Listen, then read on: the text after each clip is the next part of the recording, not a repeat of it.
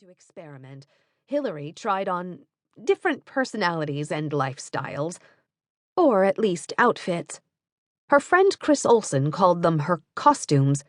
Inside, Hillary pondered, "I wonder who is me?" Self-conscious about her bottle-bottom glasses, she tried contact lenses, but they were heavy and hard and kept slipping out of place. Figuring there was no alternative, she turned her glasses into a fashion statement and ordered a variety of colorful frames. 1 month, determined to be a scholar, Hillary spent every possible minute studying. Comfy in fluffy slippers and striped pajamas, she hunkered down in her room with books, emerging only for meals and classes. She gave up that identity when her diet of reading and writing gave me indigestion. Another month, she adopted a hippie look. She wore bell-bottom jeans and a purple floppy hat over long, straight hair, which she parted down the middle like the folk singer Judy Collins. She later allowed an artist who lived in the dorm, Laura Grosh, to paint a flower on her chin. Generally, though, she didn't pay much attention to what she wore. She told a friend that she had bought a pair of clunky, square-toed boots because I felt sorry for them. Clothing wasn't nearly so important to Hillary as action. Not long after classes started, she took Karen Williamson, who was one of only 6 black students in their class, to church in the town of Wellesley. This was a daring act in a community where there were few black residents other than maids. Perhaps Hillary remembered that Dr. King had told the crowd in Chicago that the most segregated time of the week is 11 a.m. on Sunday, when black people and white people head to different churches. After the service, she excitedly called her parents. They scolded her for using a religious ceremony to make a political point about racial integration. "I was so disappointed in their reaction," she wrote Reverend Jones.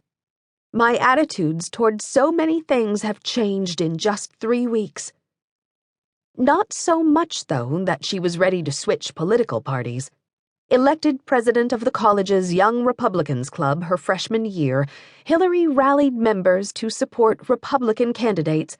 Anyone who doesn't want to go out and shake hands can type letters or do general office work, she urged.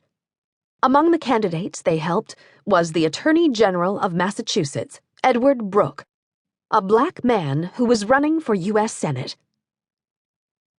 Negroes with Negroes. Karen and the other black members of their class noticed that all but one of them was assigned either a black roommate or a single room. Wellesley's housing was segregated. This was not just insulting.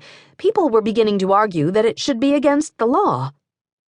To protest, the 10 black students on campus confronted the administration, which responded that it was college policy to room Jews with Jews, Negroes with Negroes, Chinese with Chinese.